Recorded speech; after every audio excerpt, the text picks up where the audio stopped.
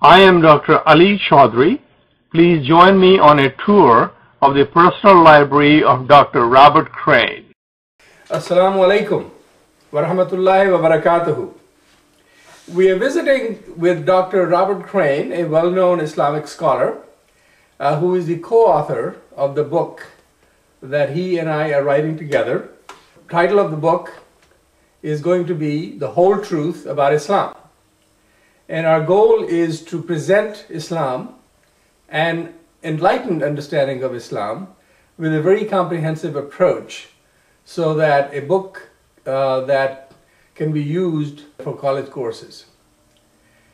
Today, we are in his house on the top of a mountain, and I'm going to ask him to tell us a little bit about where he lives. Say a few words about his background and his scholarly work, and then we are going to take a few minutes to actually tour his very extensive library of books, which is more than 2,000 books, yes. I think, in your collection right now. So please join me in welcoming Dr. Robert Dickson Crane. Assalamu alaikum. I hope that after the tour of the various rooms full of books, we can pan the glorious view here from the top of my mountain. It's got to be the most beautiful view in the state of Virginia. My collection of books part of it is inherited from my father, who taught at Harvard University and collected books on economic justice.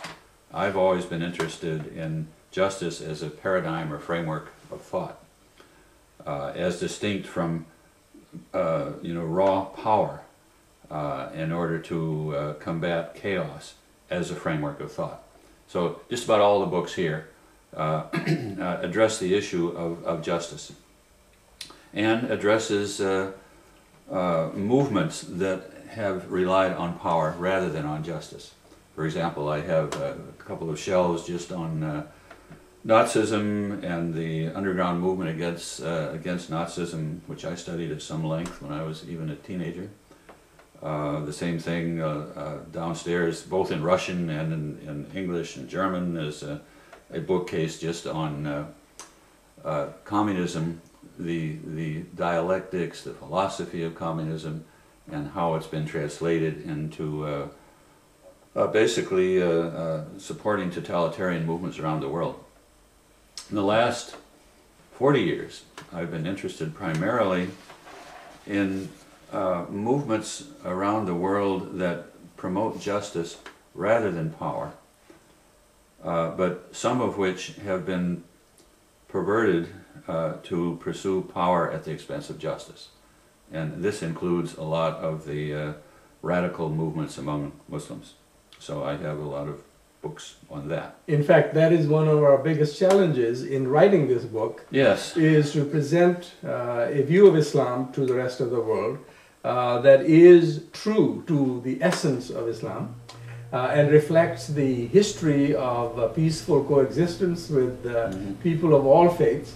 And yet, over the last 6 decades, the events have caused such a rise of misunderstanding, of misperception, and so now I think that it's important to note that you not only studied history, but you are also keeping current with all of the literature that's coming out from all sources, all kinds of magazines, as well as the latest books that are available. That's why I have so many books. At one point, when I had good funding for my think tank, I subscribed to 100 different journals to address these issues. You mentioned Islam and the essence as distinct from the practice by many Muslims. This is one of the big problems in the world today. Right. Both Muslims and non-Muslims focus on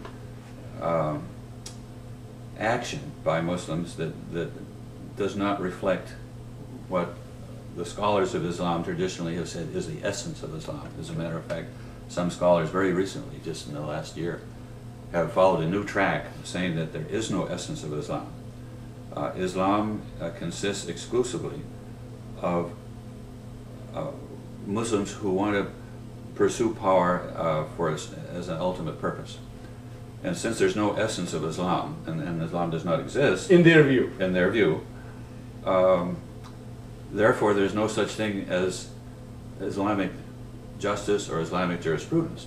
All there is Islamic law as they define it, which is exactly what the extremist Muslims say it is, which is the exact opposite of Islam. And this is a major problem, how to teach both Muslims and Muslims and non-Muslims that there is a classical heritage in Islam, as there is in every religion, that focuses on the higher purposes of the human being, which are spiritual, and are reflected in the human search for truth and its expression in human rights. And you could say my entire library really is focusing on human rights and challenges to it.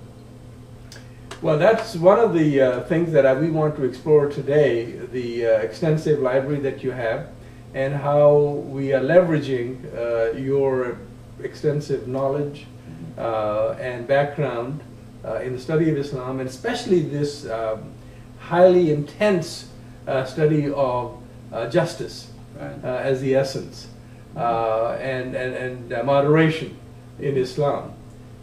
So we're going to begin our tour. I use the term balance or mizan. Yes. Because moderation can mean I really don't stand for anything. Right. Or it can be misused to pigeonhole Muslims into those who pay no attention to Islam. Yes. Yes. Or claim they do and don't. And that's why the Center for Understanding Islam, as you may recall, when we co-founded it almost now 9 years ago, was essentially based on the notion that we needed to educate ourselves. A lot more work needed to be done on intra-faith activities, as well as on interfaith, but more work needed to be done on intra-faith. Yeah, that's my concern. So that we understand how to actually present Islam to non-Muslims. Well, and my concern really is presenting Islam to Muslims. Yes. Also non-Muslims. But if Muslims cannot present Islam to non-Muslims, then nobody can. Yes, right, yes. That's right. Islam has to be presented by people who have credibility among Muslims. Yes. And also have access to scholarship over the centuries on human rights. Islam, the whole Maqasid al-Sharia, it's almost a code or a network of human rights, which has never been approached. It's been dead for 600 years, basically, but it's being revived all over the world. In fact, that's one of the points that's being made, and some of the scholars have raised this issue, that perhaps the movement for presenting the enlightened understanding of Islam and it's re-establishing this intellectual heritage and bringing that back to life is probably going to come from North America, Muslims here in North America and Europe, as well as some other countries, but the leadership seems to be coming from these regions, as well as places like Malaysia. It's coming primarily from Muslims who are free to exercise ijtihad, using their reason to understand both revelation, natural law, observation of the universe, and their own nature. Yes. In countries where there's no freedom to do that, the best people leave, or they just keep quiet. Right, right. So the best people, maybe I'm unjust to the people who don't leave, but I think the best people have come to America. Right. And we have to work together with these people, particularly the younger generation, who have vision. Right. Many of the older generation have no vision. They just can't imagine anything could be different. This is defeatism. Right. And there's no room for defeatism in America. Yes, right. Should not be. Yes.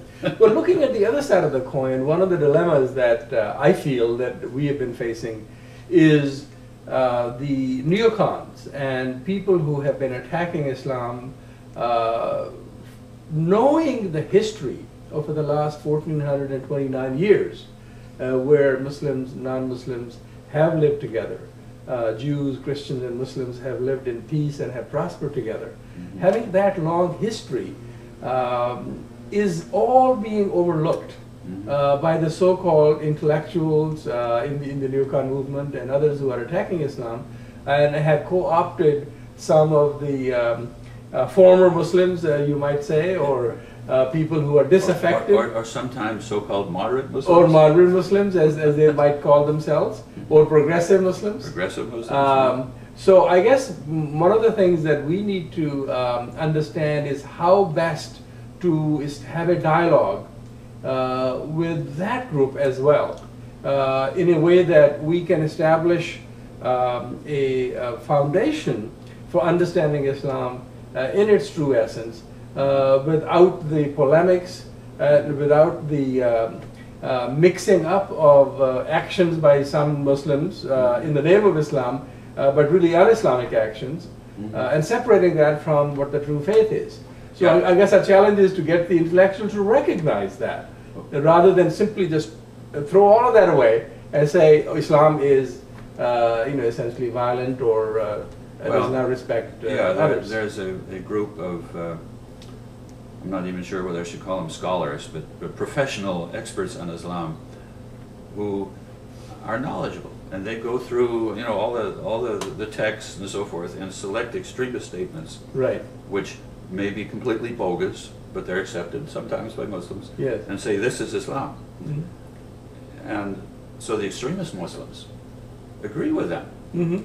They have an alliance. They don't know it. Yes. But let's call them extremists. The extremists, Islamophobes, and the extremist Muslims agree that Islam is a threat to the world.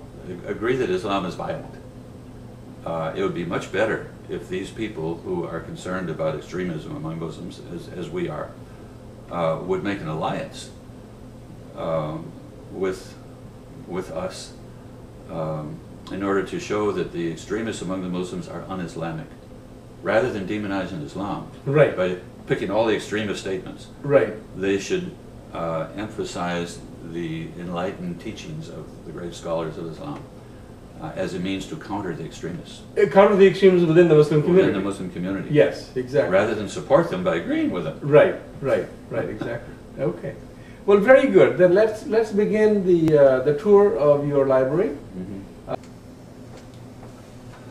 This is my home, my wonderful home on top of a mountain where I live all alone, no other houses, and a view of the Blue Ridge Mountains and the foothills of the Piedmont. This is the great room upstairs. There's another one downstairs. We'll go into the study, which is upstairs, and there's another study with a fireplace downstairs. But we can walk out here and get a, oh, I guess this somehow is locked. Get a view of the mountains.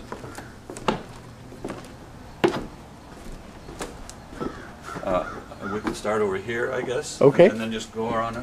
Sure. Okay. This is towards Washington, D.C. and some mountains there. Uh-huh. And I can even name all the mountains. The sort of the pointed one is Round Mountain. The other one is Aaron Mountain. Long Mountain is a long one. Red Oak Mountain is over there, and Turkey Mountain is between the big trees. And if you can walk over here, we can see the high Blue Ridge. See, some of that is 4,000 feet high. And the sort of the rugged mountain there is Old Rag, which is the only mountain in Virginia that is full of cliffs. It's almost like mountains in Canada. That's to the extreme left that we're looking at? Yeah. Yes, well, just to the right of the big tree. Yeah, okay, I see it. That's Old Rag because it's ragged. That's why they call it that. I see, okay. And of course we have every kind of animal here. This actually still is a recognized federal bird sanctuary, because it used to be a quite well-known bed and breakfast. And here you have a bird feeder, which is quite popular with the birds. Yeah, there used to be a lot of bluebird houses, and I have to set them up. When the people who ran the bed and breakfast left because it was too much work, they didn't repair them. It's a lot of work has to be done. Yeah, I came up the other morning and I saw a lot of birds feeding on this this feeder. Oh yeah, there's a whole bunch of them. And I have to put up more bird feeders. Yeah. And there's all kinds of beautiful trees which were planted years ago. This is a very unusual pine tree I'm seeing here with the big pine cones. I don't even know what it is. There are two trees like that. It seems to be rather exotic. Well, the people who built the bed and breakfast had exotic plants all over the place. Right. Okay. So when did you move here? I moved here a year and a half ago. Okay. I mean, this looks like an ideal place for a writer and a scholar. That's perfect. To be able to sit and just in full peace, complete peace. In a year and a half, do your work. Only one car has driven up to the top of this mountain. Oh, really? The driveway is a mile long and it goes back and forth. And, you know, I have the whole place to myself, perfect for meditation, writing, bringing people in. I had 34 people here as a retreat. Yeah, so Hassan Nasser was with you a few weeks ago? Nasser and William Chittick and others to discuss the future of the world. Which is my specialty, long-range global forecasting. Right, exactly. Okay, well, thank you very much for welcoming us to your home and giving us a a tour of the outside. It's a beautiful scenery. I mean, I couldn't ask for anything better if I was was going to devote myself to writing and doing research. Same with me. Yes, wonderful. So now we can go inside and look at some of the books. Excellent. Part of my library, this is in the great room, I have 40 modular bookcases. This one here focuses on conservatism in America, both past and present. The top shelf is paleoconservatism, based primarily on moral principles and justice. This is primarily neoconservatism, based primarily on the use of power to prevent chaos. The lower shelves, this is the conservative movement back in the 60s primarily, when the threat was communism. I guess both of those focus primarily in that period. I see Kissinger and others. And then we can go, I don't know which way you want to go. We could cover the rest of the... Yes, let's finish this room. Yes. All right. This is religion. Most of that is. This is books on Judaism. I have quite a library in that. I mean, this is what I call enlightened Judaism, like enlightened Christianity, enlightened Islam. This is on enlightened religion. Here's Japanese, Nehru and Mircea Eliade, History of Religious Ideas, Kolakowski, and so forth. This is what you would call, I guess, other religions, or some of them are New Age religions, although New Age is over here. Yeah, this is a special collection of anti-Zionism. Some of it good, some of it exaggerated. I distinguish that from the top part on enlightened Judaism. Oh, the bottom, there's ancient Christian commentary, history of philosophy, Copleston. Here's Russian history of philosophy. I have a lot of Russian books in my library because I used to be bilingual in it. Let's see. Okay, now here's, again, this is real paleoconservatism. Frida Utley's Lost Illusion,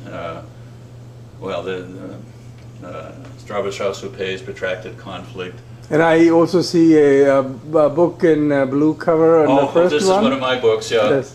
Shaping the Future, Challenge and Response. This is about 12 years old.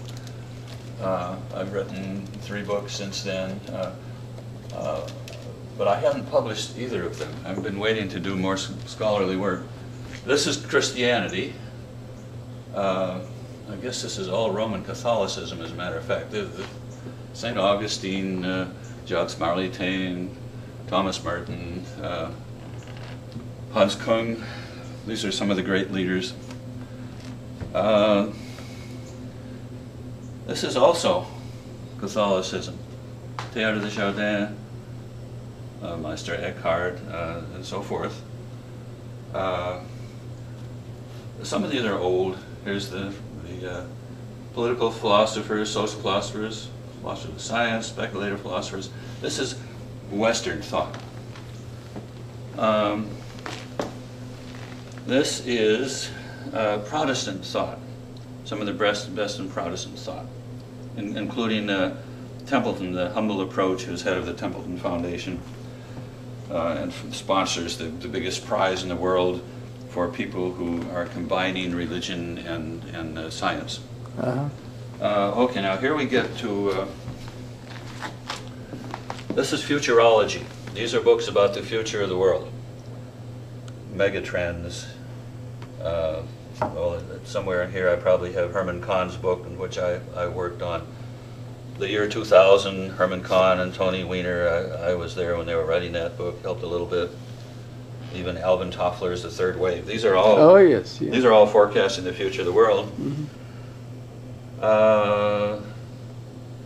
This is more of the same.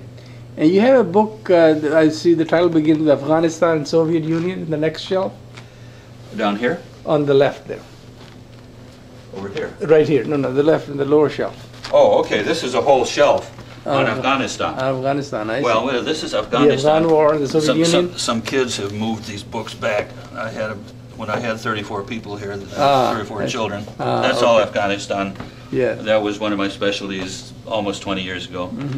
This is Northeast India, Nagaland, Burma. I made a tour of those countries, of the resistance movements in those countries back in 1967, when the U.S. Air Force wanted to bomb those people so they wouldn't go communist.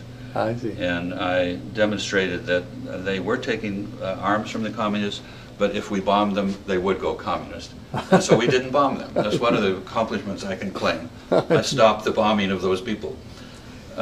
Frequently when you talk about that region, especially the northwest frontier of Pakistan, you talk about Badshah. And do you have any books on his history? Yes, I do. Now, let's see. Perhaps in a different part of the library. Just where they would be. They may be in my study. Books that I may be using right now or in the near future are in my upstairs study. Right, right. Okay. Not here. These are more what I would call permanent books. All right. Good. Oh yeah, we didn't get up there, did we? Yes. This is folklore. The Nag Hammadi library, spiritual theology. This is more New Age stuff. Okay. The Greening of America. Charles Reich, I consider that New Age. Oh yes, I read that. Yes. And here's, this is also sort of New Age. Daniel Bell, End of Ideology, The Meaning of Anxiety, Rollo May, 9 Modern Moralists, Closing the American Mind, Bloom. These are not New Age, they're just sort of a creative thinking. Here we go, Man and His Symbols, Carl Jung. Yes, right. The Aspen Institute for Strategic Studies, Tradition and Modernization Seminar Readings. I have most of these conference books are still in containers. Right. I have, I think, 32 containers of books that you haven't been able to put on the shelves. Never put on shelves. Yes, I see. Let's see, what is this? Yeah, this is. See, it's hard to theories of the state. Let's see. Here's one of my books there again. Right. The Shaping of Modern Thought. André Gide and Roman. Let's see. Roots of Radicalism. Noam Chomsky. George Ball. I'm not sure why he's in there. He should be somewhere else. This one. It's interesting. Yeah, this is. The Seduction of Madness, Attack upon Christendom, Propaganda, The Humanist Alternative, The Dragons of Eden, Cultural Narcissism. These are also sort of frontier thinking, von Mises, positivism, and so forth. Right. And here that's Afghanistan, that's Northeast India. Right. I don't have any Northwest frontier province here. I have it elsewhere. Right. These are classical American, on American history. That's one of my great interests. you know, there's several. These are all on Thomas Jefferson. Half a shelf just on Thomas Jefferson. Ah, yes. He's one of your favorite presidents. I consider him sort of the conscience of America, and if we lose his wisdom, we've lost the great American experiment. Yes. He was not alone, but I think he was closest to a universalist approach to justice and, Right. and freedom, in my view. Right. Okay. Oh, let's see. Oh, here's okay. Chaos. Yeah. Yeah, this is some of this is sort of weirdo stuff, but it's important in American culture. Seth Speaks, for example. Well, Umberto Eco, Foucault's Pendulum. Some of these are Gödel, Escherbach. These are roots of the Keys of the Blood, Malik Martin. These are in chaos theory. These are sort of advanced thinking from what I call the Einstein's theory of relativity approach. Okay. Pretty much. This interesting. This is all on the study of history. Oh, yes. There's Okay. Toynbee in there. The great ideas today, the great thoughts, world perspectives in international politics, the geography of intellect. Even this one, the year China discovered America, 1421. Oh, 1421. Wow. Yeah. Okay. Let's see. Here's this is Middle East, including Gospel of Barnabas, but this is Christianity and Islam. See, I have an awful lot of books on interfaith work. Right. And which, by the way, is not that new. I mean, this work has been going on for years. Oh. People were writing about Christianity and Islam and... Well, as a former Franciscan monk, Right. I'm somewhat of a specialist on that. St. Francis devoted part of his life to promoting rapprochement, understanding, civilizational dialogue during the Crusades. He failed, but it was a very strong movement, and frankly, I credit him with reviving Europe as a strong power morally, just at the time when the Mongols were approaching from the east. His life and that of Genghis Khan were the same. I see. He provided the strength to resist it, and that, in my view, is why Europe remained independent and was never conquered by the Mongols. Of course, the Mongols left at just the right time. It's a very interesting perspective. Yeah. Yeah. Right. Yes. Great. Okay. These are all political theory. And history. Those are all history books. Right. Okay. I mean, you know, the Federalist. These should be over there, but somehow they're here. I see. Okay. Okay. And here, these are all economics. Oh wow. Okay. It's my favorite subject. The whole, both of those are all economics, economic theory.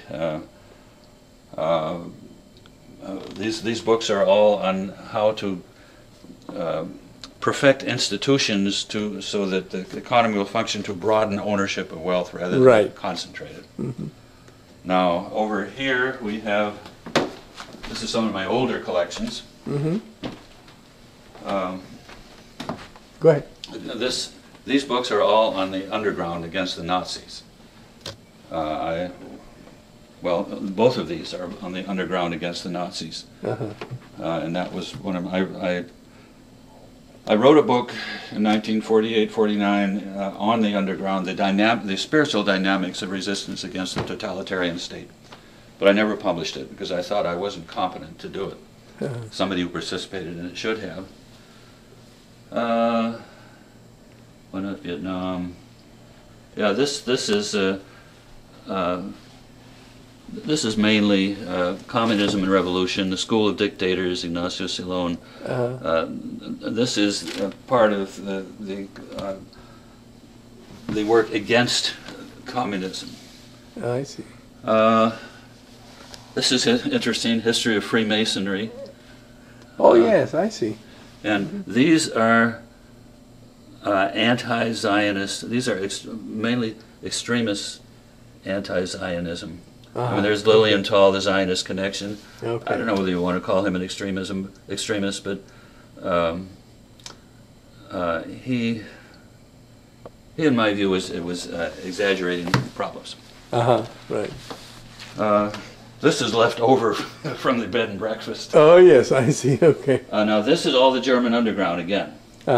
2 shelves of it, and also underground. Well, underground against the communists. I mean, I was imprisoned twice in the Gulag Archipelago for doing research over there. I'm writing a book on the spiritual dynamics of resistance against communism. Right. And of course now I'm interested in the spiritual dynamics of resistance against extremism wherever it is. Wherever it is and whatever community it comes from. Yeah, yeah. You mentioned that this house used to be a bed and breakfast. Yes. Perhaps you could also perhaps mention that this is considered a bird sanctuary also, this region? Yeah, it was a bird sanctuary then. It hasn't been decommissioned, so I guess it still is. Okay. And it's a wildlife refuge. I mean, we have everything from bears to, supposedly there's a mountain lion roaming around. I personally saw a fox the other day. I took yesterday. captured it on a video, yes. All kinds of deer, skunks, you name it. Well, deer, of course, is a famous, real problem that we've had in Basking Ridge for many years. Although I think we brought it under control with controlled hunting and encouraging people to not feed them. Well, the bucks are killed. I haven't seen a buck in a year and a half. Plenty of does and fawns. Yes, okay. So this limits the population. Cuts down on the reproduction, yes. Okay. So now we can go into my upstairs study. Okay, wonderful. Let's go and do that. Very good. This is a great room. All right. Wonderful.